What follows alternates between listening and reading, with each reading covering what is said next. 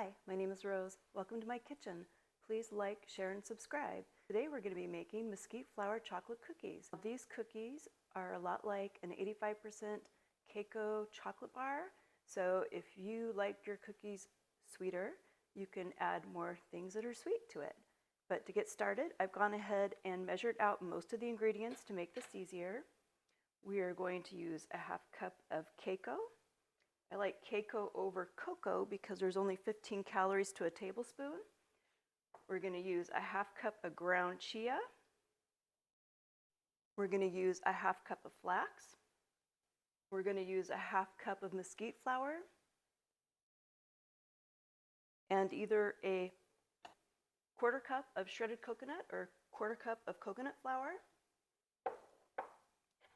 Let's go ahead and combine this a little bit. If you look in my videos, you'll see videos regarding harvesting mesquite pods and making flour. If I can, I'll link it to the end of this video. I had to really dig through my recipes to find this recipe. I know last year we talked about mesquite flour and making cookies with it, and I'd never gotten around to making the video, so I thought y'all might want to see how I do this. Now, the chia and the flax basically replace eggs. So this recipe has no gluten and no eggs. It is a vegan recipe, and it tastes just like a regular chocolate cookie. And I always include the written directions in the description of the video for anybody who wants a written recipe.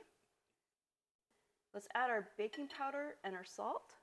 So for our baking powder, we need 2 teaspoons of baking powder.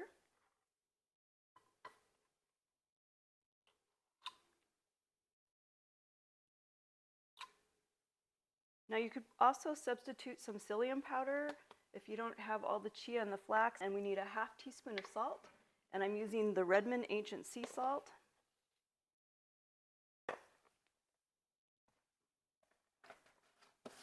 And to make this process easier, I'm currently preheating our oven.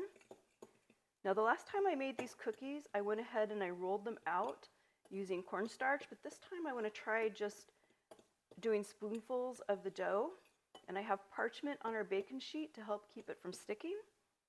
So next we're going to add our maple syrup, the quarter cup of maple syrup. You could use honey if you'd like. And again, if you like your cookie sweeter, feel free to add a little more. And we have a quarter cup of coconut oil. Let's go ahead and get this all combined. Now it's pretty dry here. We might have to add a little bit of water, but let's see. So this is wheat flour free, gluten free, egg free, completely vegan. I'm using coconut oil. You could use an oil of your choice. You know, if you would prefer eggs, you can use those as well, but as expensive as eggs have gotten, I'm pretty sure everybody's interested in cooking without eggs when they can.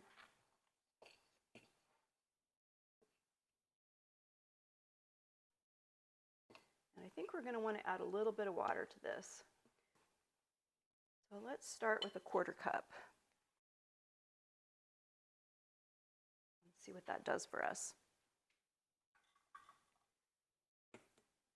Since all of these flours are gluten-free, the flax and the chia, when that gets wet, that becomes sticky and it actually holds the cookie together. Almost got this. I think you probably have enough moisture in here at this point. Almost got this mixed up.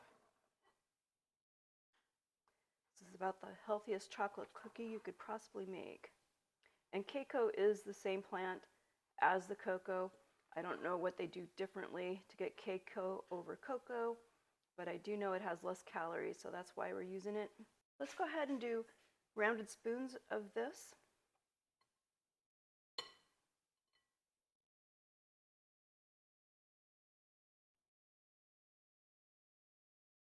You could also use a cookie dough scoop, a melon baller, whatever you want. Let's put it on our parchment paper over here. So first we'll measure these out, and then we can shape them a little bit. And this is a small batch of cookies, but this is so easy. You can easily bake another batch if you want. Personally, I don't eat a whole lot of cookies at any given time, and that's partially why it took me so long to get around to making this recipe. And I'm using parchment paper so it doesn't stick. Recently, we've gone to using stainless steel, cast iron, glass in our cooking. We've gotten away from Teflon coated and silicone bakeware, just because of the concerns about that coming off in your food. So we're going to bake these at 350 degrees for 12 minutes.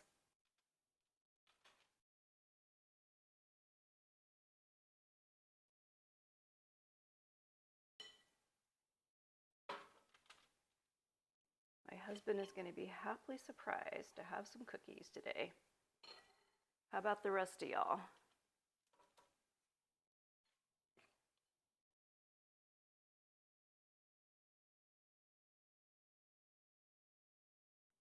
Yeah, if you want to roll these out, just put a little cornstarch on some parchment paper and roll them out, and then you can cut them with cutters. But personally, we don't have any small children in this household anymore. It doesn't really matter to me if they look like round shapes or if they look like stars.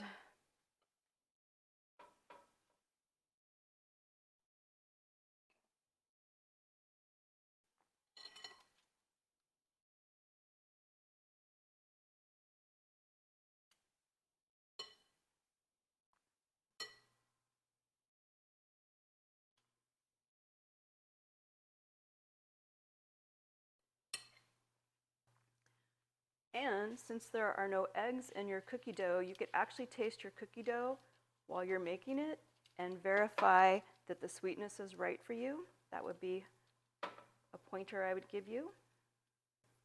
All right, let's go ahead and put this in the oven. We're baking it at 350 for 12 minutes.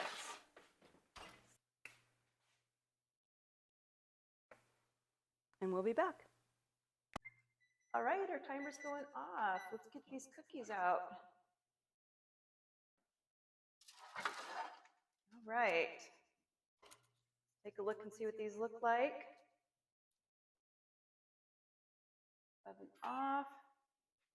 They don't look fancy like anything from the bakery, but they are in fact cookies. Well, I think we should try these.